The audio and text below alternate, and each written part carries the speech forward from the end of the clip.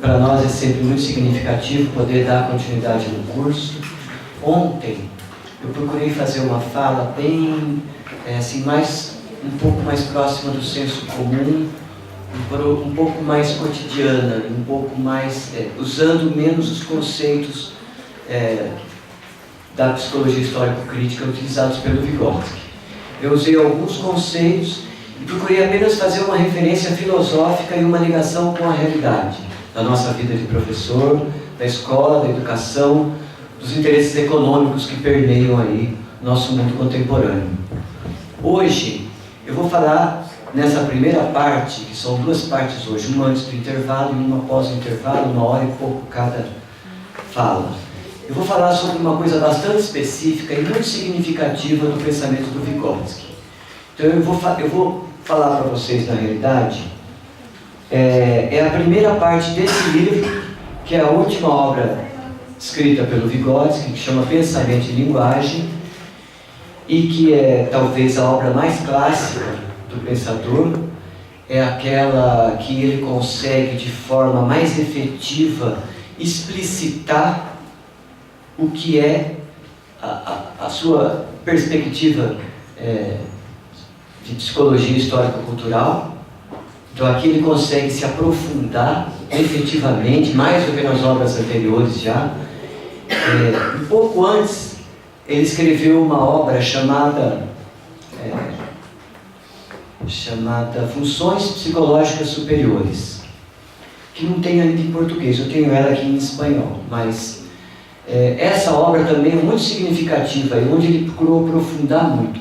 E muitas das questões que nós encontramos aqui, nessas obras finais, assim, as últimas obras que ele escreveu, muitas dessas questões ele já estava escrevendo desde o início. Só que aqui, ao final, ele consegue dar um acabamento metodológico mais efetivo no sentido de se aprofundar mais em cada questão. E uma questão que ele vai se aprofundar aqui é a crítica à psicologia idealista, que nós falamos ontem aí, né? Então ele vai fazer essa crítica à psicologia idealista, principalmente no início todo do livro, fazendo uma crítica ao Piaget. Veja, ele faz uma crítica ao Piaget, ele estuda o que o Piaget já tinha escrito naquela época, que também chamava Construção do Pensamento da Linguagem, Pensamento da Linguagem na Infância. Porém, ele faz um elogio ao Piaget. Ele falou, o Piaget ele consegue se aprofundar e criar novos entendimentos, explicitar determinadas questões que até então a psicologia não havia explicitado. Porém, o Piaget tem alguns problemas sérios no sentido do seu entendimento sobre o desenvolvimento psicológico na infância.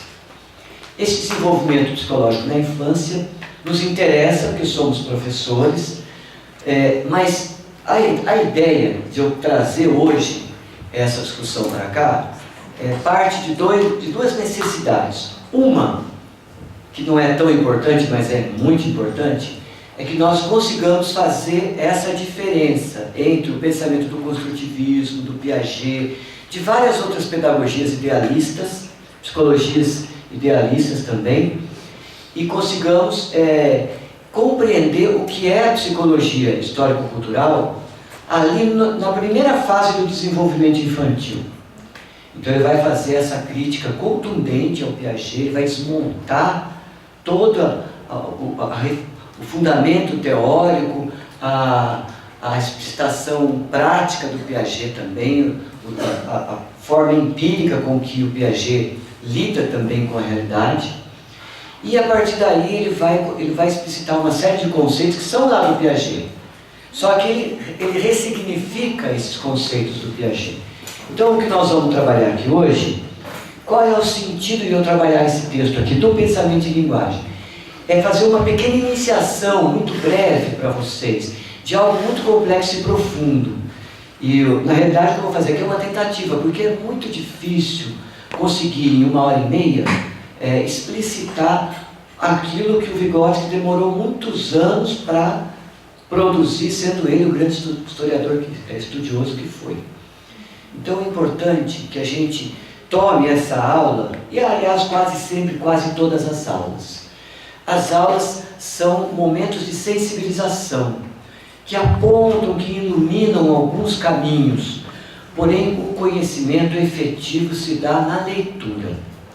Então, se vocês não conseguirem ler esse texto, se estiver muito difícil, mas dá para ler.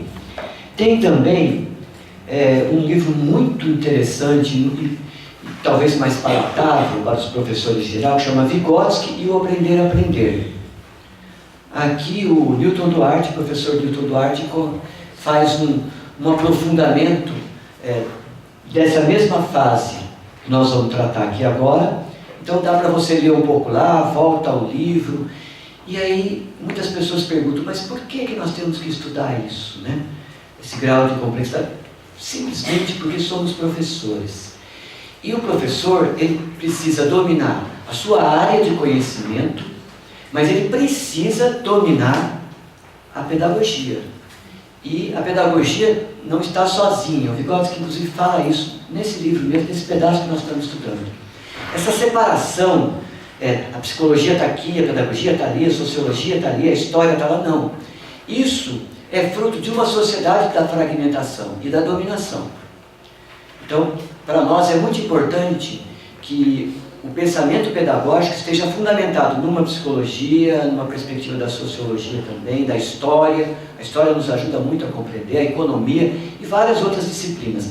Essa separação das disciplinas, na realidade, ela caracteriza uma forma de dominação. Então nós vamos nos aprofundar aqui na psicologia para compreender o processo pedagógico, para que nós tenhamos condições de fundamentar a nossa prática pedagógica. Lembrando que pedagogia é uma ciência da educação. Essa ciência da educação só é possível se for fundamentada. A ciência precisa ser fundamentada. E a psicologia é uma das áreas que vai nos fundamentar. Por isso, em todas as licenciaturas, a gente estuda lá filosofia da educação, que agora tiraram também, história da educação, que não por acaso também tiraram da maioria dos cursos, psicologia da educação ainda ficou. Certo? Nós acabamos, no nosso curso, a gente leva essas teorias para dentro das práticas. Então, quer dizer, a forma que nós estamos arrumando é levar para a prática, a gente leva a teoria. É o jeito, porque tem uma carga muito grande de prática nas propostas de formação do professor hoje e uma diminuição da carga teórica. E há um discurso mais ou menos assim, generalizado. Ah, mas esse professor domina muito a teoria, chega aqui e não consegue desenvolver uma prática. Absolutamente não. Se o professor não tiver a teoria, nunca ele vai conseguir desenvolver uma prática condizente, ele vai deixar de ser um ser alienado, apenas repetindo coisas. Então, a pedagogia precisa desse aprofundamento. Os professores precisam desse aprofundamento específico na compreensão do pedagógico. Quando nós estudamos aqui, junto com o Vygotsky, na leitura aqui, nós vamos fazer uma pequena leitura de uma parte da sua obra, né? Alguns conceitos, onde ele faz uma crítica ao Piaget, nós podemos ali tirar grandes riquezas, e algumas delas eu vou tentando explicitar aqui. Porém, né, volto a dizer, as limitações aqui é apenas uma sensibilização. Essa aula poderia durar a semana inteira, mas ela vai durar 1 hora, né, que é o que nós temos. E aí vocês vão ter outros professores, por exemplo, o Rony vai trabalhar a questão do pensamento científico e do pensamento cotidiano, né, dos conceitos científicos, dos conceitos cotidianos, que também é desse livro. Quer dizer, ele fala sobre isso em outros livros, mas aqui ele se aprofunda de forma mais efetiva. Aliás, a produção do conceito, como que a criança vai se apropriando dos conceitos e o que são esses conceitos para a criança. E a diferença fundamental entre o conceito científico e o conceito cotidiano, e para nós que estamos na escola, qual é o conceito que, por excelência, nós devemos buscar no desenvolvimento infantil, né? Que é a ciência. Para isso que tem a escola. Se a escola fosse só para cuidar, então não seria escola, seria um parque, seria um lugar para as crianças ficarem ali, serem cuidadas, se alimentar. Não, é uma escola. E nós temos o compromisso de educar as novas gerações que estão aí, né? Então vamos lá, vamos começar a mergulhar, né, nessa literatura do Vygotsky.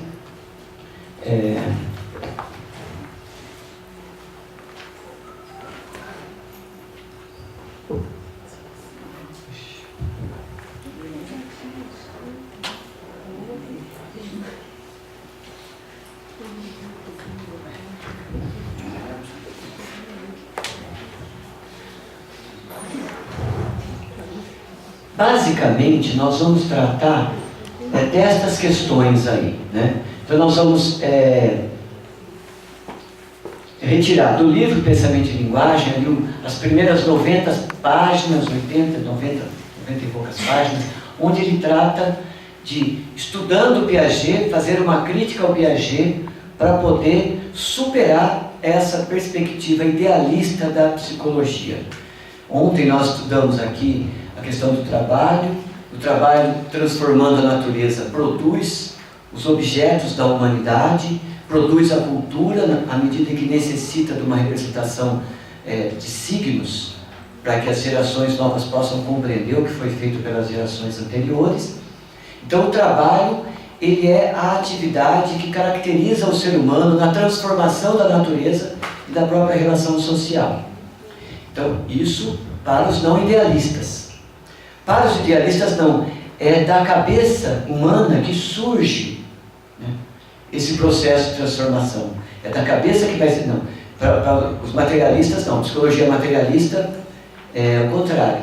É do mundo das relações concretas, do mundo real, que nós derivamos a nossa consciência. Então a nossa consciência, ela se produz a partir dessa relação com o mundo real. O mundo real é o mundo que nós estamos convivendo, tudo que nós estamos vivendo. E o que está no interior do pensamento é o que nós vamos tratar ali na primeira parte da infância. Então, ele faz uma crítica à questão da unidade entre pensamento e linguagem, que o Piaget não tem a mesma perspectiva dele da unidade, a crítica à psicologia idealista, a negação da ciência, nós vamos trabalhar tudo isso aqui.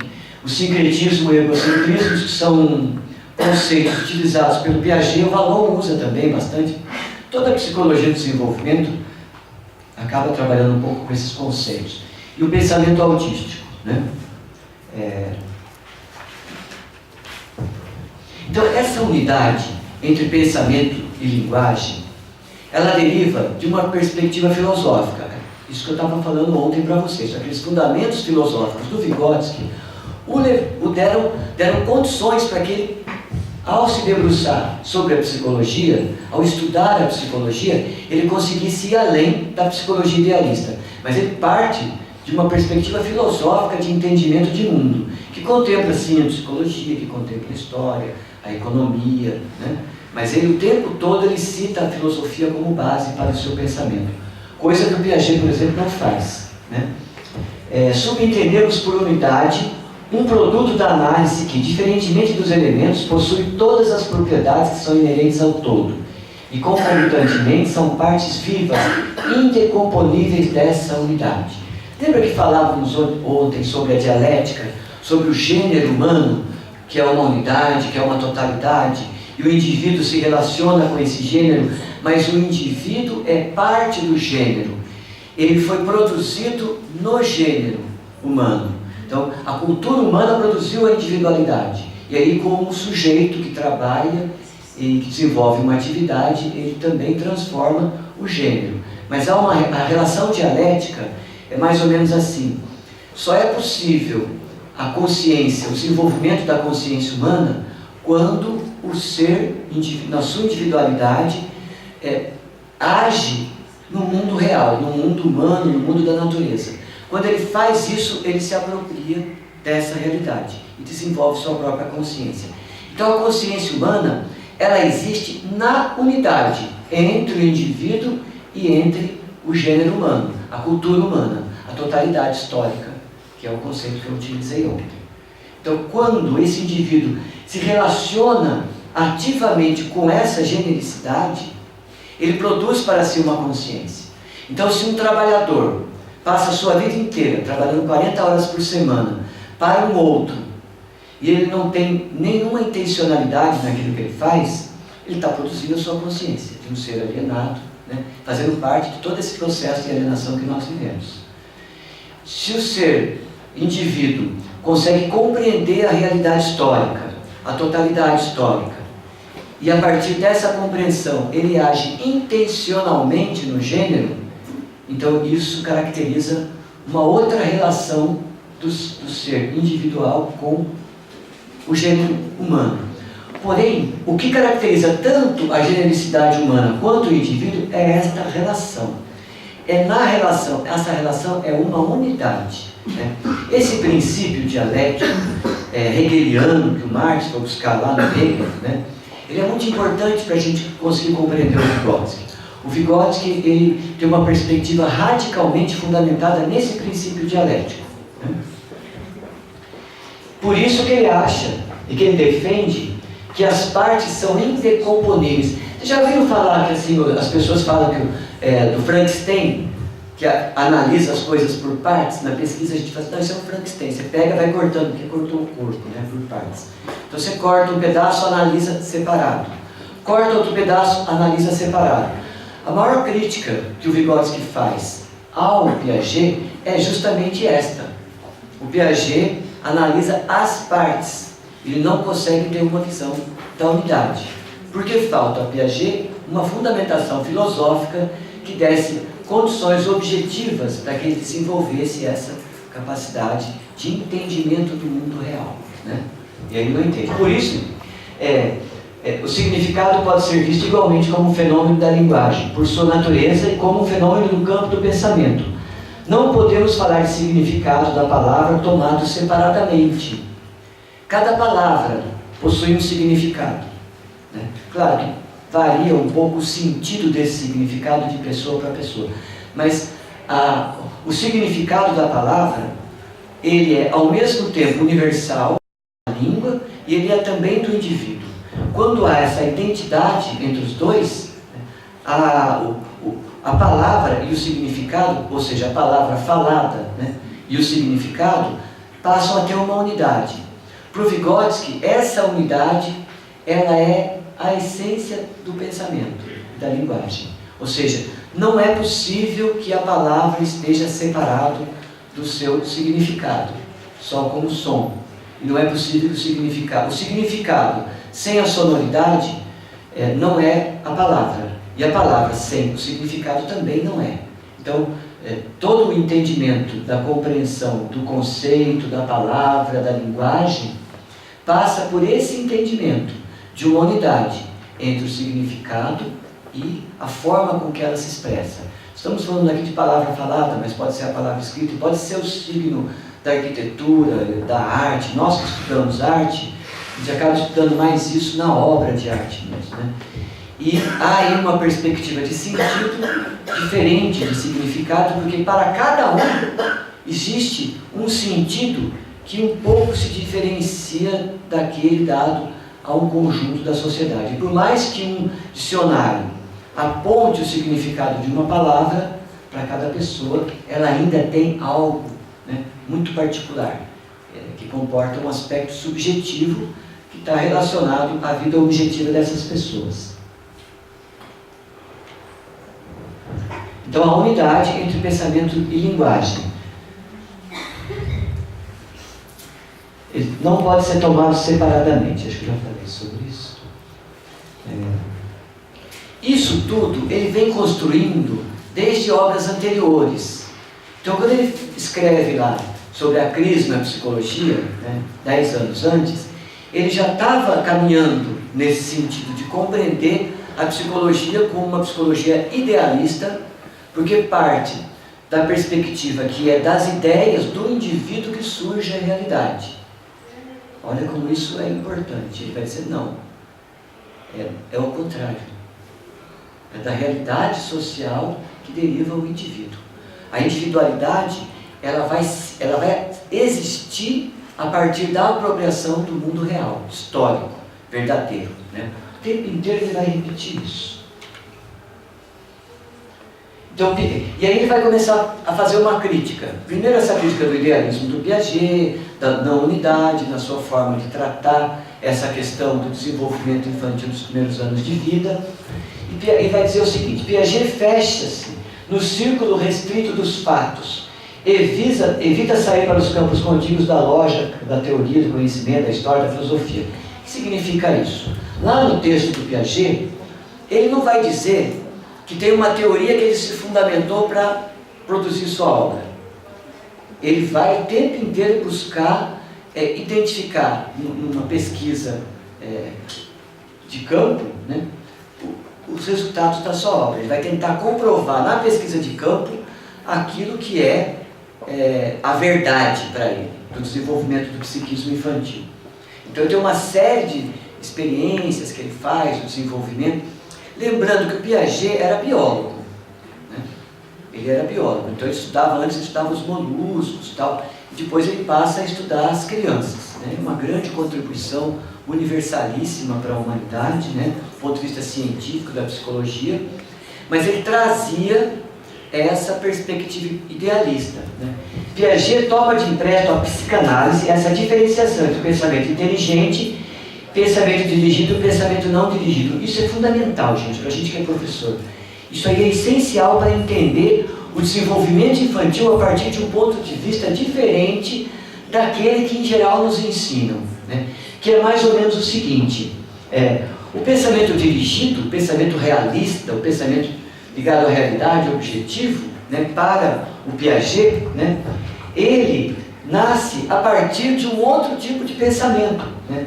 Então, para o Piaget, existe o pensamento não dirigido, que nasce dentro da criança. Olha aí onde que ele vai achar o idealismo do Piaget, né? Claro, isso aí é uma literatura longa para explicar esse processo. Estou tentando aqui resumir um pouco. Então, a criança, na realidade, para o Piaget, comporta um aspecto do seu desenvolvimento que não parte da realidade para a criança, mas parte da criança, porque existe na criança um pensamento que não é dirigido, que nasce na criança e com o tempo vai se tornando social, mas ele nasceu na criança. Não é mera coincidência, né? Ele fala que o Piaget foi tomar isso da psicanálise. Vamos pensar um pouco lá na psicanálise freudiana, embora nesse momento ele fale de outro autor. Você falou assim, na realidade social deriva um indivíduo, mas na sua totalidade. Me explica isso aí um pouquinho melhor. Então, o tempo inteiro eu vou falar sobre isso. Isso eu estou só começando. Aí isso aí vai ser explicado no desenvolvimento da obra, né? Dele mesmo. Então, o pensamento dirigido e o pensamento não dirigido. Esse é o conflito aqui, né? Porque lá na psicanálise, ele vai ter um entendimento de que o pensamento nasce de forma não dirigida, pelo prazer, pela sensualidade, né? Até o Vygotsky chama de pansexualismo freudiano. Então, nasce do meu prazer. O mundo nasce do meu prazer, da minha sensualidade. Cada um, nós, indivíduo, a criança que a gente está trabalhando ali, o mundo nasce dela. O conhecimento nasce dela. Por quê? Porque ele não é dirigido. Ele nasce de uma forma não organizada. Eu ia citar aqui o Kant. O Kant fala sobre o apriorismo, que eu falei alguma coisa para vocês ontem. Esse apriorismo, assim, para o Kant não dizer assim, tudo é inato, ele vai dizer o seguinte: não, mas tem um aspecto da consciência, ou seja, o inconsciente, que nasce dentro do próprio indivíduo e depois se externaliza. Esse é o conflito geral. E o Vygotsky vai dizer: não, esse pensamento, desde o início, ele já é social, senão não seria um pensamento, porque o pensamento pressupõe a linguagem, e a linguagem foi produzida fora da criança e anteriormente à vida da criança. Mas é sobre isso que nós vamos falar esse tempo todo aqui, chego lá. Então, para Piaget, a primeira forma de pensamento social, na medida que se desenvolve, ela vai se subordinando cada vez mais às leis da experiência e da lógica pura. Já o pensamento autístico, que é um conceito que nós vamos usar bastante, que ele usa bastante aqui, o Piaget usa, o Vallon usa, e o Vygotsky utiliza também para fazer a crítica, né? Então, o pensamento autístico tem a ver com o autismo, né? O pensamento autístico é um pensamento que se dá em si mesmo, derivado do egocentrismo, né? Então, o pensamento autístico, como mostra a sua denominação, é individual e obedece a um conjunto de leis especiais. Isso aqui é a crítica que ele está fazendo. Então, para o Piaget, o pensamento autístico é um pensamento que se dá em si mesmo. No outro slide anterior, ele fala que ele foi buscar isso em Freud, só que o Piaget não vai dizer isso. O Vygotsky é que vai identificar as bases freudianas do pensamento de Piaget em vários aspectos. Ele tem outras referências, mas uma delas é o próprio Freud. Essa coisa do inconsciente, que nasce no indivíduo para depois se tornar sociável, né? É a crítica que o Vygotsky faz. Se a gente conseguir entender isso, eu sei que falando assim, fala, não, já entendi. Só que demora. A experiência que a gente tem é que demora. Precisa de leitura, porque o mundo inteiro fica falando o contrário para a gente o tempo todo, principalmente na escola, nas pedagogias dominantes. Olha, a pedagogia dominante hoje é uma pedagogia liberal. Ela nasce do interesse liberal dominante. Ou seja, de formar seres que vão consumir, seres consumidores, que vão compreender o mundo como se fossem criados a partir de si mesmos e o outro também fosse criado a partir dele mesmo. E que não houvesse essa referência da história como realidade produzida durante muitos milhares de anos, que produziu toda uma cultura, e essa cultura fosse sendo apropriada por cada um de nós. Acho que eu falei ontem, eu demorei muitos anos para conseguir compreender que eu não era um ser que tinha nascido sozinho dentro de mim mesmo. Porque até eu estudar o Vygotsky, eu acreditava nisso, e acreditava que cada um é assim. E por isso ficava muito difícil, porque eu trabalhava com pessoas presidiárias, pessoas que tinham cometido crimes, usuários de drogas, como trabalho até hoje, minha vida inteira, ficava muito difícil para sustentar, porque parecia que aquilo tinha nascido já dentro do ser. E aí nós, a partir do Vygotsky, nós vamos compreender isso como parte de uma realidade social e como parte de uma realidade familiar. Então, o indivíduo nunca será um indivíduo separado do seu meio, em nenhum momento. Esse é o radicalismo do pensamento histórico, da psicologia histórica do Vygotsky. Então, para o Piaget, obedece um conjunto de leis especiais. Não é a lei histórica, a lei do desenvolvimento humano, é uma lei especial. Essa é a crítica que ele faz. Você já foi, né? Eu estou puxando para trás, né? Piaget considera o sincretismo como resultado direto do egocentrismo infantil.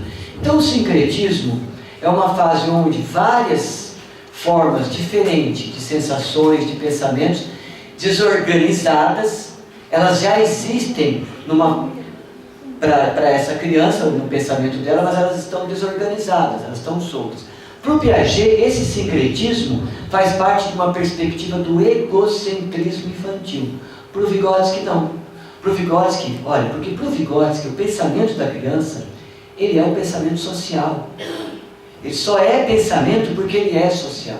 E a segunda obra que nós vamos ver ali daqui a pouco, né, que é Funções Psicológicas Superiores, ele vai explicar essa mesma questão, mas sem falar do Piaget, indo por um outro caminho, né? Então, um elo intermediário entre pensamento autístico e pensamento lógico. Então, para o Piaget, o sincretismo, essa fase desorganizada, é um elo intermediário entre duas outras formas de pensar. Uma forma de pensar social, histórica, trazida pela linguagem humana, e uma outra forma de pensar que nasceu dentro da criança. E o sincretismo é esse que vai fazer esse amálgama nesse processo. Então, o sincretismo, ele vai possibilitar a esse pensamento que já nasceu dentro da criança se relacionar com o social e se tornar, então, um pensamento social. Que o Piaget vai dizer que isso acontece lá pelos 7 anos. Não por acaso, era a fase que a criança entrava na escola. Se o Piaget estivesse vivo hoje, principalmente se fosse lá na Suíça, ele ia mudar esse conceito. Porque as crianças hoje aprendem uma série de outras coisas, porque elas vão para a escola com 6 meses, 1 ano. Então elas aprendem outras formas de pensamento, que são pensamentos sociais, escolares, que antes elas não aprendiam porque não tinham acesso.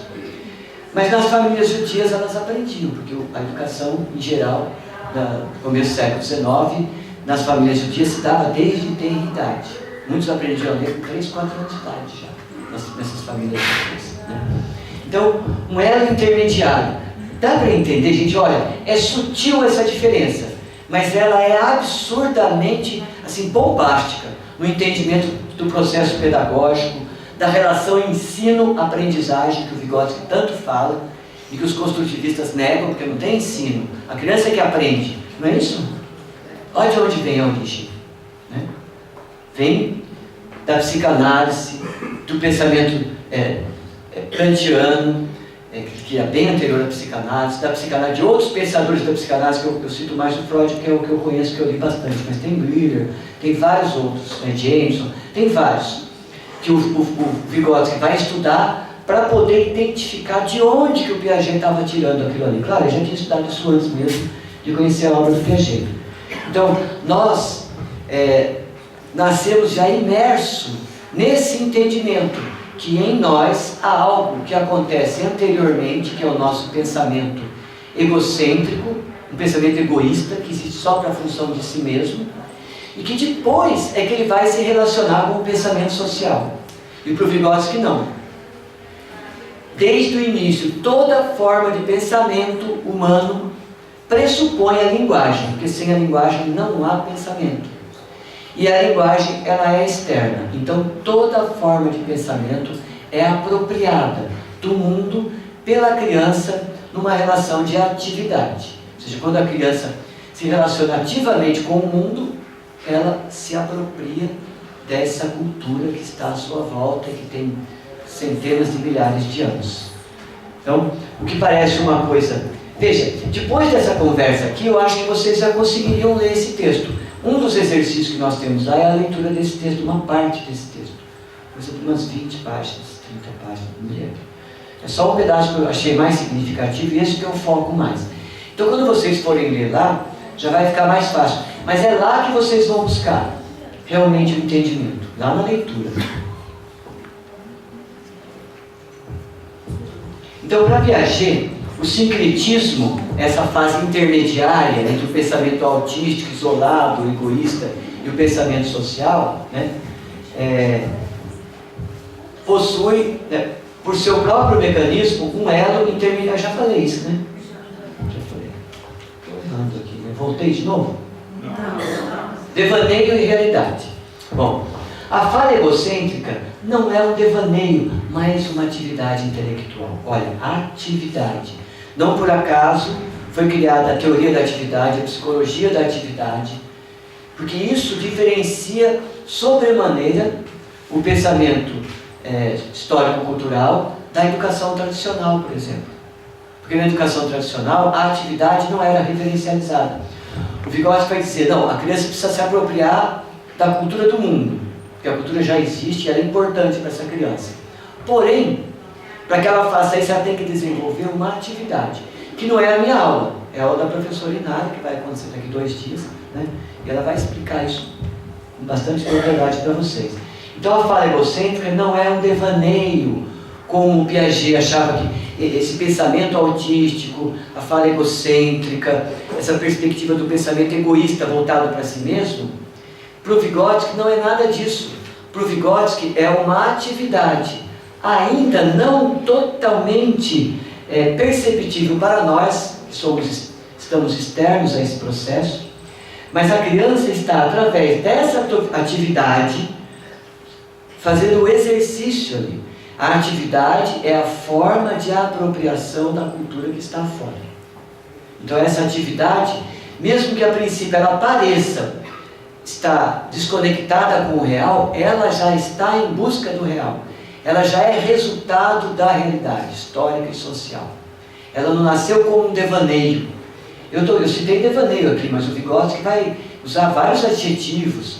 Ele vai falar das rodas delirantes, das fantasmagorias, dos idealistas, que acreditam que o germe do pensamento nasce separado na criança para depois se encontrar, né, com o pensamento social. Ele vai ironizar, porque ele acha um absurdo que as pessoas ainda pensem nisso. Só que nós ainda pensamos isso, e o mundo inteiro ainda caminha por esse sentido, porque isso interessa. A não ciência interessa para quem está no poder.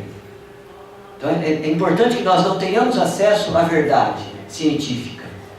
No caso, a negação da psicologia idealista. Então não é um devaneio. A falha egocêntrica não é um devaneio. É uma atividade já social da criança. Só que a gente não consegue perceber. Imagina, eu vou dar um exemplo que depois ele fala mais para frente, mas vou antecipar.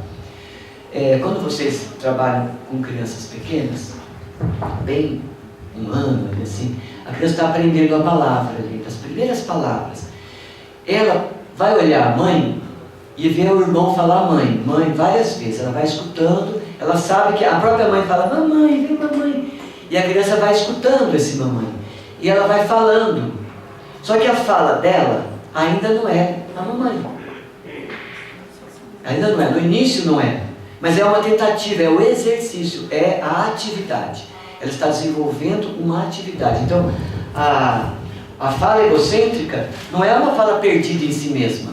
É uma fala que está buscando o social, só que ela ainda não consegue ser distinguida pelas pessoas que estão à volta. Se bem que muitas vezes a gente percebe. Ainda para Piaget, a linguagem na criança de tenridade é egocêntrica e não cumpre papel social. Isso aí é o Vygotsky fazendo a crítica ao Piaget. Para o Piaget, a fala egocêntrica não cumpre o papel social. É uma coisa que ele vai desenvolver ali no tempo e depois, então, é que ele vai transformar o seu pensamento num pensamento social, a sua fala numa fala social, ou seja, de comunicação. Então, essas são críticas que ele faz, são muitas, gente, são muitas.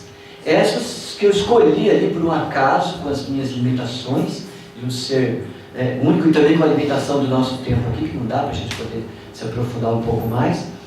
Mas é factível, né, a percepção que ele tem do Piaget. A crítica que ele faz do Piaget desmonta o pensamento do Piaget.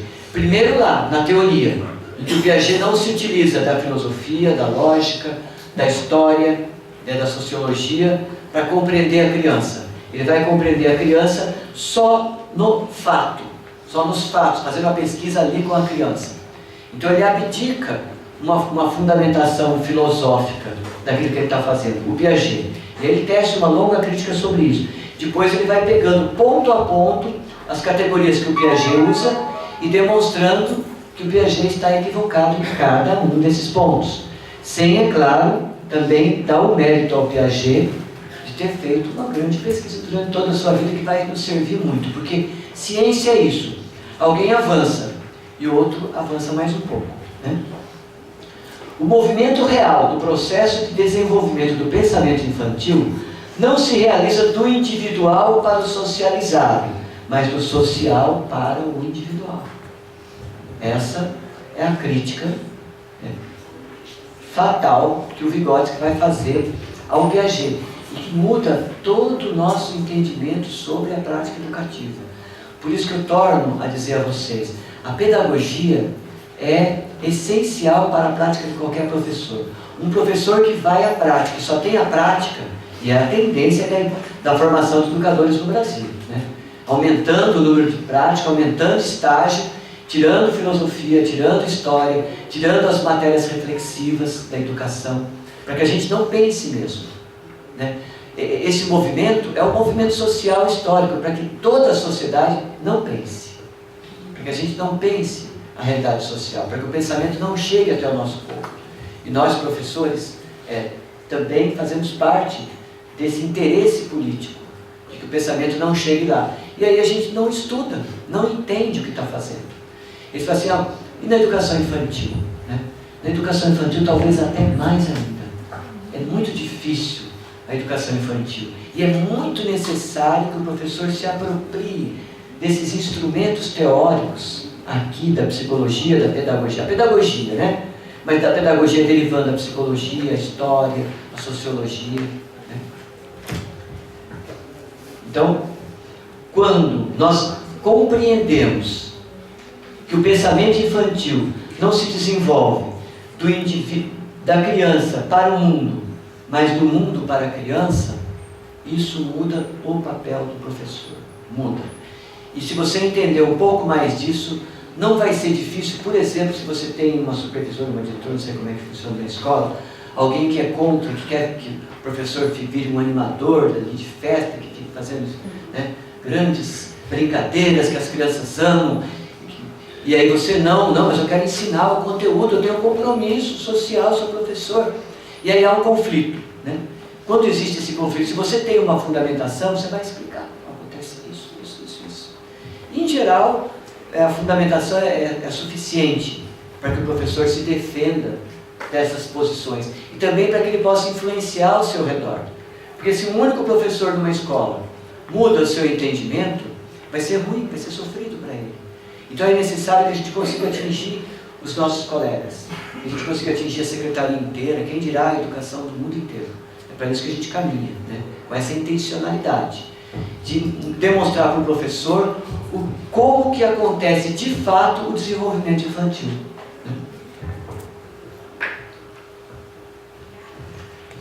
Piaget toma de empréstimo a Freud não só a tese segundo a qual o princípio do prazer antecede o princípio da realidade, mas também toda a metafísica do princípio do prazer, como o motor primeiro de todo o desenvolvimento psicológico.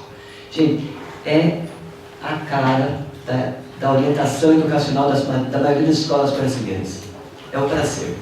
A criança tem que sentir prazer, a criança tem que viver o prazer. Veja, o Vygotsky vai aprofundar isso na teoria aí, mas já lá uns 12 para 14, 12 anos antes, quando ele escreveu uma parte da psicologia pedagógica, ele tem um texto que chama Psicologia e o Mestre. E tem um outro texto também nessa mesma época que chama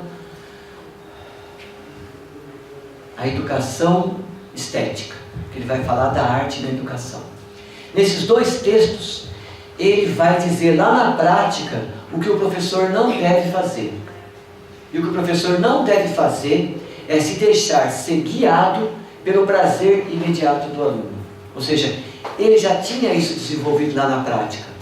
E a partir dessa relação com o mundo, ele dava palestras, escrevia, as pessoas traziam retorno, tinha uma equipe grande de pesquisadores que influenciava diretamente as escolas, né? Não é que hoje a universidade está bem isolada, né? Nós deveríamos estar dentro da escola junto com vocês. Eu acho um absurdo, né? A universidade ficar lá encastelada. Tem alguns professores ainda que têm essa iniciativa, mas infelizmente uma maioria não. Então a gente fica lá, isolado lá, né? Então, e o Vygotsky não, ele tinha um trabalho que impactava, era cotidiano, descobriu hoje, semana que vem já está indo para a escola, né? Então quando ele fala aqui que o Freud, ele acha que o prazer antecede o princípio da realidade, isso nós vamos explicar bem no outro texto que eu vou trabalhar depois, tem uma relação com a percepção, a relação entre animal e humano. O nosso corpo sozinho, sem a humanidade, é animal. Nós somos animais. Se pegar um bebê e soltar numa floresta e ele sobreviver, ele vai agir igual aos animais. Não vai falar nenhuma única palavra.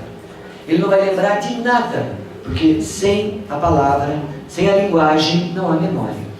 Ele vai intuir um sentimento, mas ele não vai lembrar de nada. Então ele não vai ser humano. Para ser humano é preciso estar em contato com essa humanidade histórica. Veja que esse princípio filosófico que o Marx vai pegar do Hegel, que é um outro filósofo idealista, né, é que o Vygotsky vai se apropriar desse princípio lá na filosofia e vai produzir a crítica à psicologia idealista a partir desse princípio, né? Então o prazer para o Vygotsky não é o principal no desenvolvimento humano. Para ele o principal é o princípio da realidade. E qual é a realidade para o Vygotsky? A realidade histórica. É aquela concepção da totalidade histórica, do mundo histórico, o mundo real, né? Claro, isso não quer dizer que a gente não vai abandonar o sexo, né? Só se for louco, né? Não é esse o significado. O problema é da antecedência de colocar uma questão física à frente de uma questão psíquica. Porque para o Freud, o psiquismo deriva da sexualidade. Ele escreve sobre isso desde a juventude, ele vai criticar, desde lá da psicologia da arte ele já faz essa crítica ao Freud, né? Aí lá na psicologia pedagógica, na crítica à crise na psicologia, e nesses livros finais ele faz de forma mais efetiva. Então quando toda a nossa educação, veja, porque não é só o Piaget, é o Piaget, o Vallon, o Dalí derivou, por exemplo, derivaram centenas de outras pedagogias. Hoje você vai trabalhar, por exemplo, os meus alunos, por exemplo, da graduação, eles entram no primeiro ano achando exatamente isso, né? E eles ficam, no começo eles se revoltam contra aquela situação. Como assim? que escola chata, tá? Eu quero fazer arte, eu não quero, pensa que vai fazer arte, vai ficar ali no laboratório. Não, tem que estudar, e tem que estudar muito, né? Senão não termina lá. E aí, por quê? Porque o nosso curso é guiado por um princípio da realidade. Claro que existem contradições, sempre, né? Nós atuamos no campo da contradição. A sociedade, majoritariamente, parte desse princípio. E fazer uma crítica ao princípio da psicanálise, a uma perspectiva do Freud mesmo, do próprio Kant lá atrás, é muito difícil. Então, a partir dessa percepção do desenvolvimento, tendo origem no prazer, na sensualidade, nós retiramos o indivíduo da sua vida social e o colocamos numa vida separada da sociedade, no nosso pensamento. Então, no nosso pensamento, aquele ser que eu trabalhei com ele lá e que matou várias pessoas, cometeu crime porque é mau, porque tem algo dentro dele. Ou seja, a crítica que o Vygotsky vai fazer a esse princípio é porque é um princípio inatista. Para o Vygotsky, esse princípio do prazer sexual é um princípio inatista, contido na psicanálise, buscado lá na filosofia, né, do criticismo kantiano. E já desde antes, na realidade, desde Rousseau. Rousseau, quando escreve sua obra, também já valoriza algo que nasce dentro do indivíduo. Está ruim para vocês? Vocês querem participar? Não? Tá. Então, quando nós não percebemos essa diferença, estou falando de uma coisa muito íntima, vygotskiana, e que faz toda a diferença em todo o fazer pedagógico.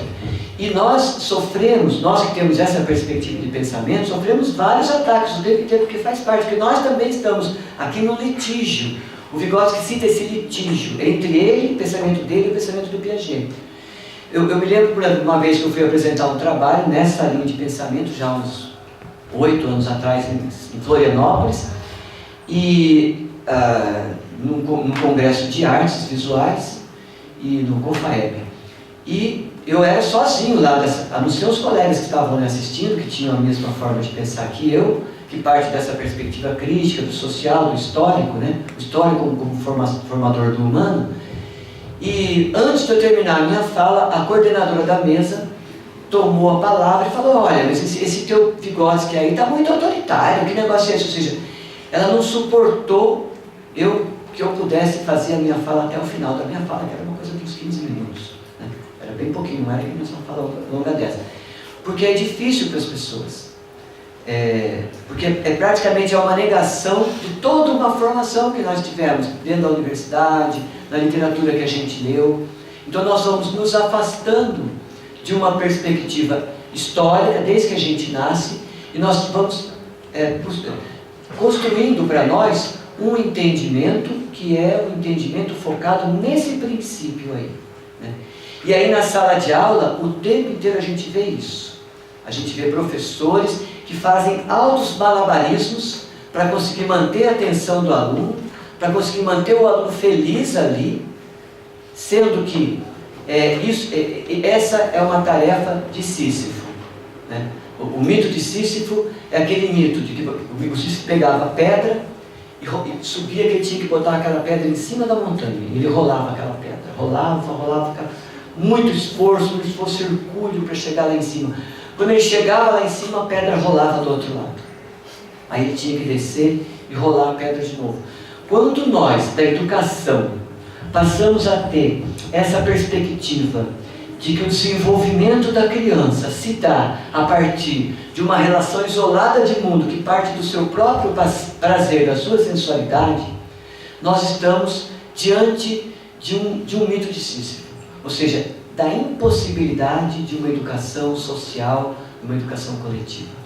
O que vai acontecer é que nós não vamos educar, ou nós vamos assumir então o nosso papel circense de professores para fazer aqueles alunos felizes ali naquele momento, todo mundo pulando, divertido, pois é pior ainda, porque quando o professor ele abre esse espaço, quando a escola abriu de uns 20, 30 anos para cá esse espaço da ausência de uma autoridade que foca no desenvolvimento da relação do real do aluno, ou seja, da apropriação da cultura histórica, e foca no prazer individual do aluno, quando o professor faz isso,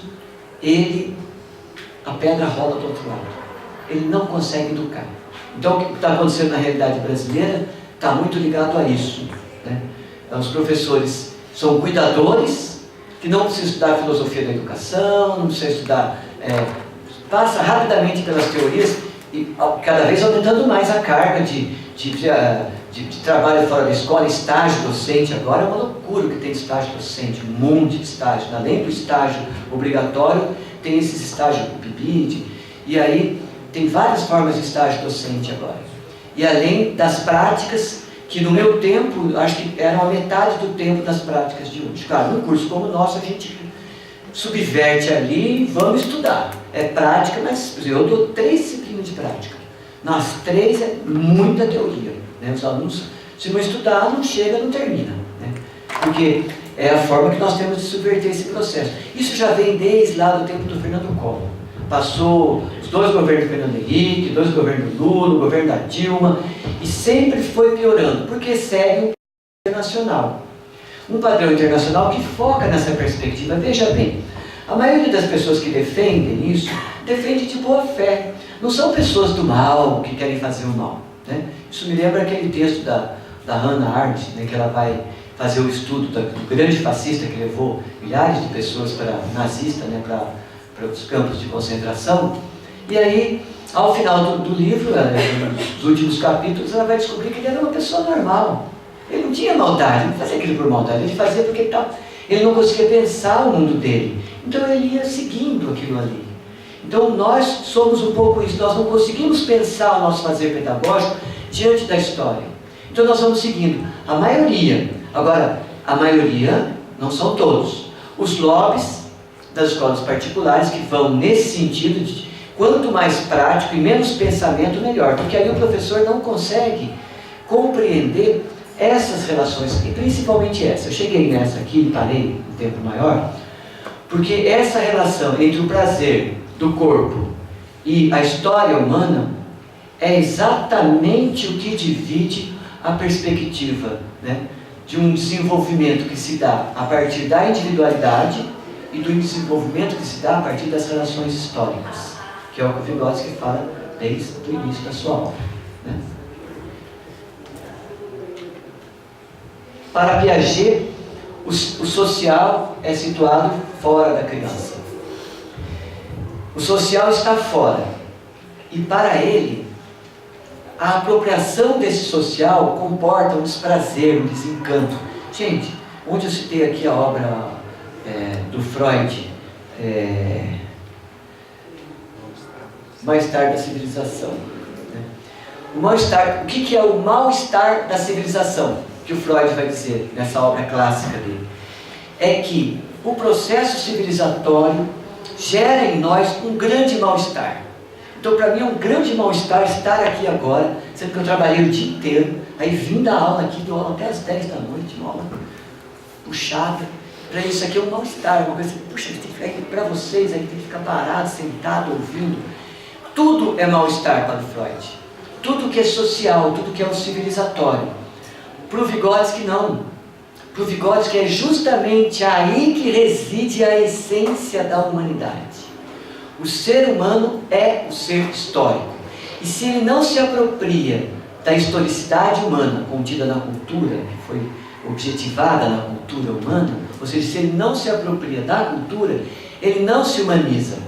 E o grande prazer do ser humano, o sexo é eu ia falar um palavrão, mas enfim, não precisa do palavrão. Mas é um grande prazer.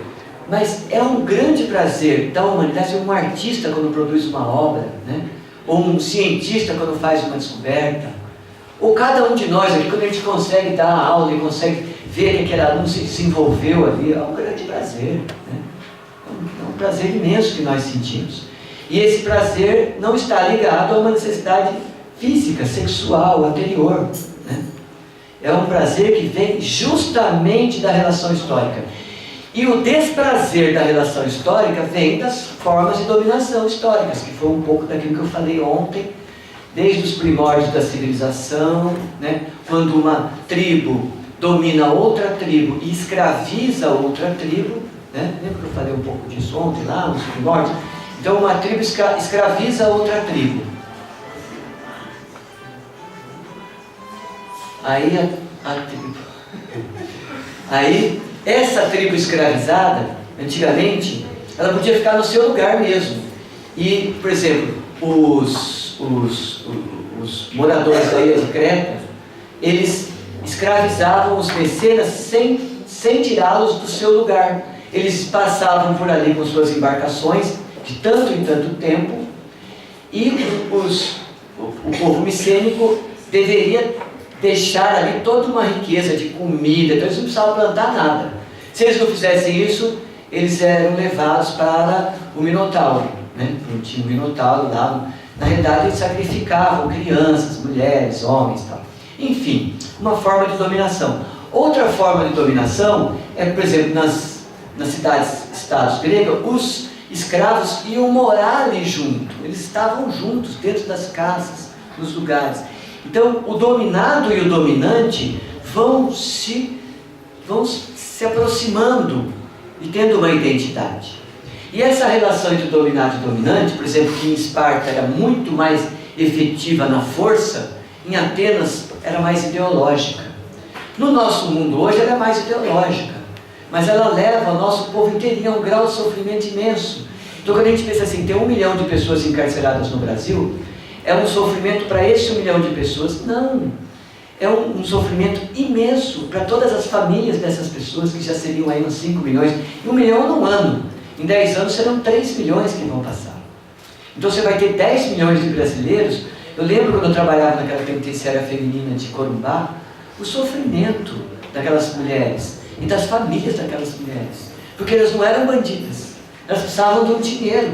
O que elas foram fazer? Foram levar uma droga daqui para lá e foram pegas, né? E aí passavam anos ali na cadeia. E por isso que eu sou um lutador eu sou um antiproibicionista, né? Porque botar esse povo todo na cadeia não vai dar certo, né? Não vai dar certo isso. Vai gerar um sofrimento de toda a humanidade. A pobreza, a miséria, o preconceito racial, o preconceito de classe, o preconceito de gênero, né? São coisas, o preconceito contra o fazer da pessoa, tudo isso gera sofrimento, mas um sofrimento real, ligado a essa forma de dominação da sociedade, onde o dominante oprime o dominado. Só que isso vai se misturando de uma tal forma que nós não conseguimos mais compreender. A isso Marx dá o nome de ideologia. Lá na ideologia alemã ele vai explicar isso de uma forma bastante efetiva. Então a dominação não se dá mais assim. O Pelourinho lá em Salvador, muita gente aqui, quem não foi já viu por fotografia. O Pelourinho era o centro da cidade de Salvador no século XIX. E esse centro tinha o quê? Como em todas as cidades, tinha um Pelourinho, que era um lugar onde os negros passavam por um suplício ali, por um sofrimento, e era um espetáculo, né? Quando o Foucault conta para nós, naquele Vigiar e Punir, né? E que um homem, na frente da Catedral de Notre Dame, no domingo de manhã, toda aquela classe, aquela nobreza, sai da igreja de Notre Dame, o popular já estava lá todo cheio, milhares de pessoas, um grande tablado, né? E ali os carrascos ali nesse tablado, aí esse homem, um deles, foram vários numa mesma manhã, mas ele vai citar esse, né? Da obra Vigiar e Punir. Então a pena dele ali, que não era uma pena, porque ainda era na época da Inquisição, isso final do século XVIII, né? Qual que era a pena dele? Ele existia uma ferramenta, porque até hoje existem ferramentas de tortura.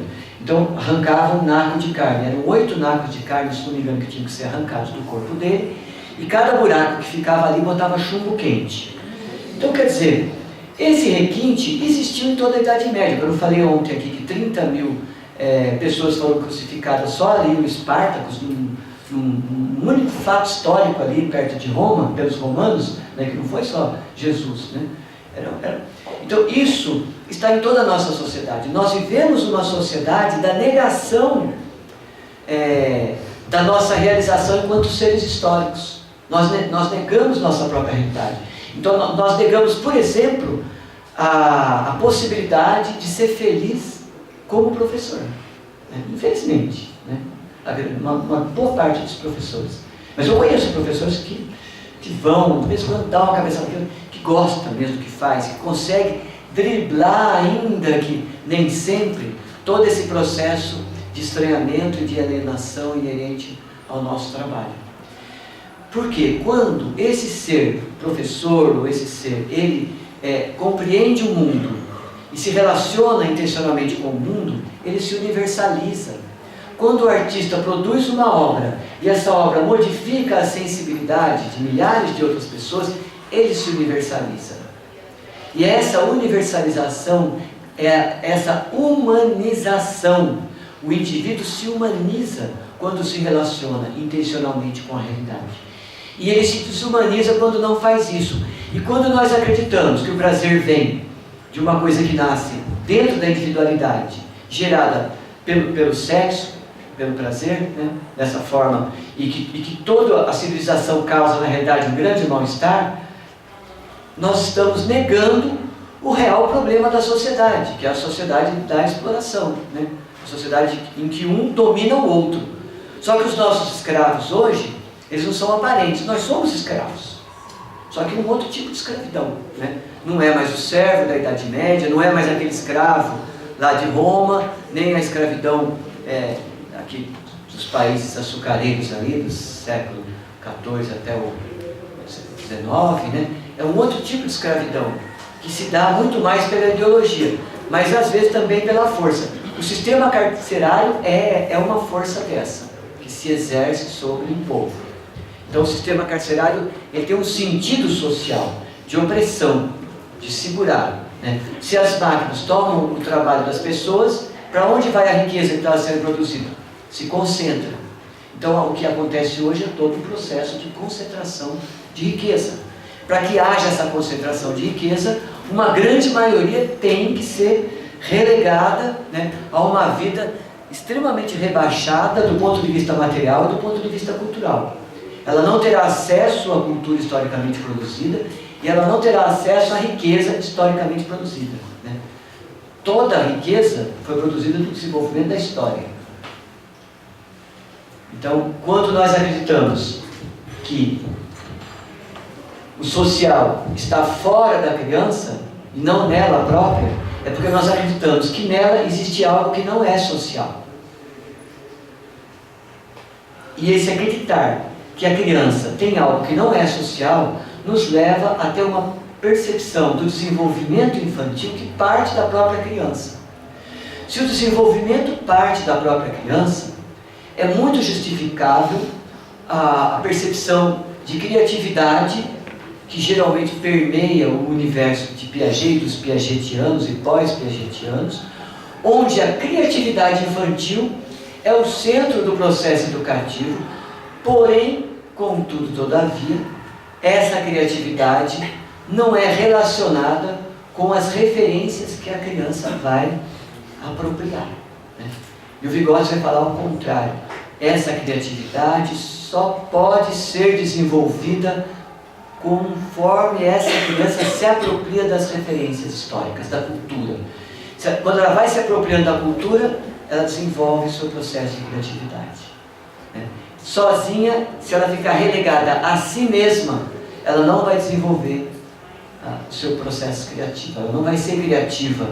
Todos somos criativos, porém ela vai ser menos criativa do que aquela que tem várias referências, né? Então, pessoas que estuda, que gosta de arte, de cultura, de música, de viajar, e desde criança tem muita referência de literatura, principalmente literatura, né? Vou fazer uma parte aqui rápido da literatura. A literatura não é um brilho que tem lá, não é um enfeite da nossa vida. A literatura é essencial. Eu digo mais, grande parte dos professores não conseguem ler um livro desse porque nunca leram literatura. Se um professor que foca, todos os grandes pensadores da humanidade beberam com paixão e com vontade da fonte da literatura. Não existe um grande pensador que não foi a literatura. Porque a literatura faz com que nós desenvolvamos um potencial de leitura prazeroso. Né? A gente se entrega à literatura. Então a literatura não é uma coisa de quem estuda literatura. Né? O professor de matemática precisa da literatura. Ele precisa da literatura. O pesquisador em matemática muito mais. Porque sabe que o que é a pesquisa? Pesquisa não é ficar lá tirando dado. Pesquisa é a sistematização, ou seja, o registro. E esse registro se dá textualmente. Né? Se o Einstein não soubesse escrever, não teria feito a pesquisa, não teria nem chegado na fórmula. Então, a literatura faz com que a gente consiga ler melhor e que a gente escreva melhor. Então, nós passamos por um processo de elevação da nossa percepção de mundo. E é isso que todo o nosso povo precisa, né? Para que seja livre. E não ficar brincando ali na sala de aula quando deveria estar aprendendo. É uma coisa assim, é óbvio, gente, o que eu estou falando aqui é óbvio. É óbvio. Dificilmente alguém tem coragem para falar que não. Mas, enfim, é o óbvio que nós estamos sendo arrastados, né? Eu falo assim, de uma vida de professor, né? Passei minha vida na sala de aula, toda. Tenho 60 anos, dou aula desde jovem, desde antes da faculdade. Antigamente eu era professor leigo, eu era professor leigo. Depois eu fiz faculdade. Então, e aí nós vamos vendo gerações de professores que foram passando por tantas dificuldades, né? E que não conseguem perceber, e aí e falam hoje assim, a educação está muito ruim hoje não dá mais, agora não dá mais, a educação já foi boa. O que se perdeu aí? Né? Se perdeu um sentido, porque entrou um outro sentido. Esse sentido aqui, o social situado fora da criança, o histórico, o cultural, o conhecimento científico, como sendo o quê? Um processo civilizatório que causa mal-estar. Não, para o Vygotsky não. Não causa mal-estar. O que causa mal-estar é que uns têm acesso e outros não têm acesso. Quem tem acesso? Os capatazes dos poderosos. Né? Então quem trabalha a serviço do sistema financeiro vai estudar muito, vai virar uma pessoa super, né, conhece tudo, várias línguas e tal, e vai conseguir proporcionar-se um desenvolvimento daquele investimento econômico, financeiro e tal. Enquanto que a grande massa da população tem negado para si o direito de se apropriar da cultura historicamente produzida. Gente, fazer uma parte ou outra.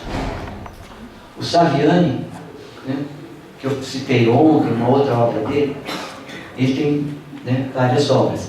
Mas o Saviani fala quase que exatamente isso que o Vygotsky fala. Só que o Saviani nunca leu Vygotsky, e muito menos Vygotsky leu Saviani, porque ele morreu muito antes. Então, como que tem essa identidade? Ou o Smithers, lá na Europa. Então, são vários pensadores no mundo inteiro que não se conhecem e têm uma identidade, e falam sobre educação. Olha, é muito próximo. Claro que no Brasil hoje tem toda uma literatura que vai associar o pensamento do Vygotsky com o Saviani. Tem grandes autores estudando isso. Mas de onde que vem? Qual é a origem? É o fundamento filosófico. A referência filosófica dos dois é uma identidade da referência filosófica que faz com que eles se identifiquem, mesmo sem tendo um conhecido o outro, né? Que é um fundamento filosófico que parte do princípio de que o social, esse sim é o essencialmente humano, e não o prazer físico. O prazer físico é animal, então é desumanizado.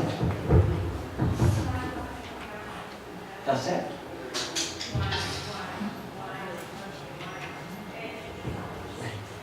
Aconteceu alguma coisa? Será que é aquilo ali?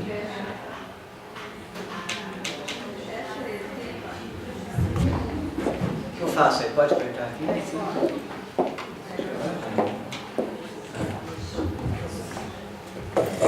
Memória e linguagem. Veja, o que nós fizemos agora foi um mergulho naquilo que tem de mais refinado ali, e que eu acho que não é tão difícil de entender. Talvez na hora da leitura fique um pouco difícil, mas entender essa diferença da origem do desenvolvimento, de onde se processa esse desenvolvimento, né, não é tão difícil. Quando ele fala de memória e linguagem, Eu vou ler aqui esse pedaço, depois eu vou explicar. Isso aqui é uma outra obra, viu? É aquela obra que ele fala do macaco, a criança e o ser cultural. É quase impossível contar o número de substantivos em sua língua. Um dos povos primitivos do norte, por exemplo, possui um sem número de termos para designar diferentes espécies de veado. Eu vou parar por aí. Eu comecei a falar isso ontem um pouco. Isso significa o quê? Que tem duas formas de pensamento. Ele foi lá, ele nem foi, porque ele não tinha condição de ir lá para a Sibéria, era doente, mas a equipe dele foi, o Guria foi, outros pesquisadores, alunos, estudantes, e pesquisaram o desenvolvimento daquele ser que ainda era um ser originário, tido como primitivo. E aí vão descobrir que, do ponto de vista cerebral, veja, o Vygotsky estuda as funções cerebrais desde a juventude. O Luria continuou a obra dele estudando as funções cerebrais. O Rony vai falar muito sobre isso aqui, sobre o corpo, o cérebro, né? E também sobre o psiquismo. E o que ele vai descobrir? Que o cérebro é o mesmo, não há diferença. Porém, eles lá têm uma diferença essencial. Esse povo mais primitivo tem uma diferença essencial. Qual é? A forma de organização da linguagem, ela é mais horizontal, ou seja, existe um sem número de palavras, cada uma designando uma outra coisa. E ela é menos vertical, elas não passam por um processo de generalização. Aquilo que eles chamam de sociedade cultural, que vou tentar explicar no seguinte, é mais ou menos assim. Nós estamos hoje no ano 2018. O que nós temos de mais desenvolvido para o ano de hoje é a sociedade culturalmente mais desenvolvida do que nos tempos passados da história, certo? Então, nós devemos estar todos nesse patamar do máximo de desenvolvimento. Então, a nossa sociedade hoje, do mundo inteiro, ela pressupõe uma organização da linguagem, uma estruturação da linguagem de forma bastante vertical, ou seja, de forma a respeitar as generalizações. Então, um conceito conforma os demais. Veja, um conceito científico, para ele existir, ele precisa de uma série de outros conceitos que vão passar a ter um novo significado a partir desse conceito científico. Agora, já não estou falando mais daquela fase inicial do desenvolvimento infantil. Eu estou falando de algo que vem um pouco depois. Então, quando a gente trabalha, por exemplo, quem é da educação infantil e trabalha conjunto, noção de conjunto, essas coisas, é muito importante isso, porque a partir dessas noções, ele vai desenvolvendo um entendimento hierarquizado do saber. Então, o saber científico, ele vai conformar, ele vai modificar, ele vai reorganizar o saber não científico, no caso, o saber espontâneo. Então, por exemplo, quando a gente aprende a ler, nós mudamos a nossa forma de falar. Então, eu sou de um tempo, por exemplo, que as pessoas pouco sabiam ler, mal estudavam. E todo mundo falava muito errado. Tem a ver também com a região. Eu morava na região de Piracicaba, e Rio Claro. Então, lá nos anos 60, nessa região, meu pai, meus tios, eles falavam tudo errado. Tudo eles falavam errado. As palavras foram... E nós já somos uma geração escolarizada, né? Nós vamos para a escola, hoje a gente fala, todo mundo fala corretamente. Porque nós aprendemos a língua, não só pela liberdade da apropriação espontânea da palavra. Nós aprendemos a língua pela gramática, pela literatura, por uma forma muito mais organizada. Então, o pensamento científico, ele vai reorganizar o pensamento cotidiano. Isso tem, claro, uma importância. Fala pensamento científico, a gente pensa lá o cientista que está elaborando. Claro, o cientista que cria aquelas estruturas mais complexas do mundo contemporâneo. Porém, existem povos que não se apropriaram nem ainda do Renascimento, da forma de... Não chegaram sequer a compreender que a Terra é redonda. E existem essas pessoas mesmo, que eu já me deparei com algumas delas. Então, essa ausência desse pensamento mais elaborado, né, é, na realidade, uma forma de rebaixamento de certas categorias, certas classes do ser social. Então, o ser social é rebaixado. Eu uso esse conceito de superior e inferior, conforme eu vou explicar melhor daqui a pouco. O inferior é porque é o corpo, é o animal, e o superior é o humano. Então, quando nós nos apropriamos da humanidade, nós podemos nos apropriar apenas da forma espontânea. da forma cotidiana, vai aprendendo, que é o que está acontecendo com a escola hoje no Brasil. Nós estamos impedindo as nossas crianças de se apropriar das formas mais desenvolvidas, que é o pensamento científico, no caso da arte, o pensamento estético, né? A ética, uma relação de valores políticos, sociais, né? Então a escola nega para essas crianças. E nega como? A partir dessas pedagogias fundamentadas nesses autores. E aí você fala assim, não, mas o autor não tinha. Não, o autor não tinha uma fé, ele fez aquilo acreditando mesmo. Mas qual é o problema? São os autores que são financiados, né? Pela Unesco, pela ONU, pelas faculdades particulares, pelo grande lobby da educação privada. São esses autores que são financiados. Esse ódio que está sendo estabelecido pela universidade hoje é porque a universidade ainda aguarda uma resistência a essas formas de pensar.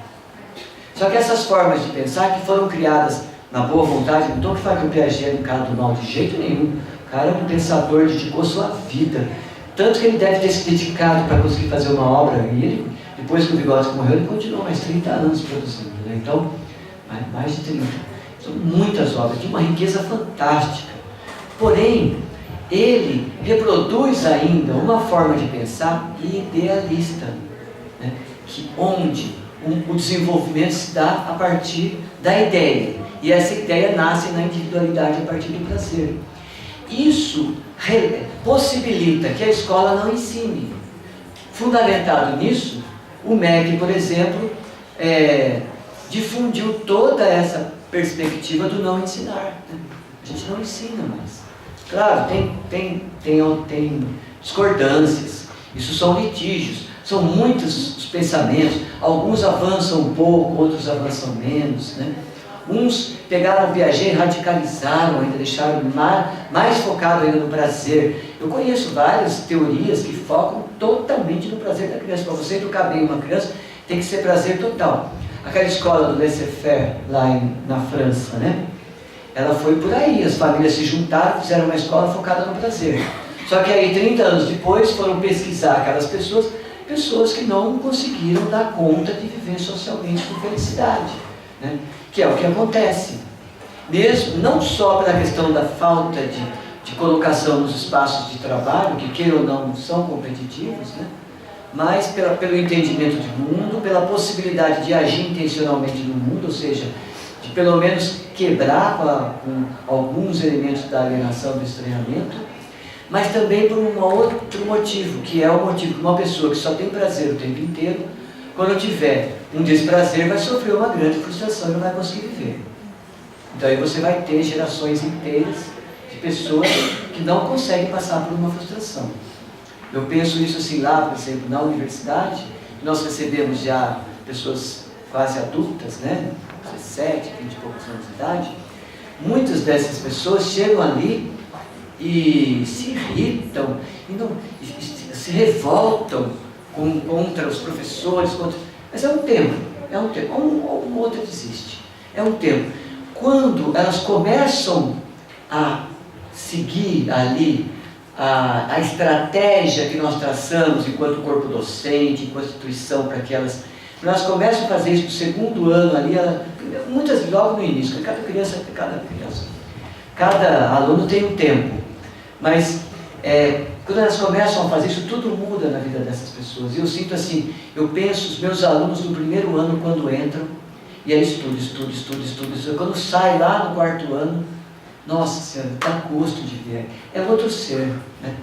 E não foi só ali uma questão do respeito, que a gente tem um grande respeito ali, por acaso, nosso curso tem essa questão do respeito às identidades e tudo, mas de não ter briga, né? Ninguém briga com ninguém, é um lugar mais tranquilo para lidar, porque dentro da universidade existem espaços que é pior do que a guerra mundial, né? É terrível. E aí, mas o mais importante é a formação mesmo daquele aluno, que ele saia, a maturidade pessoal dele está ligada a essa apropriação.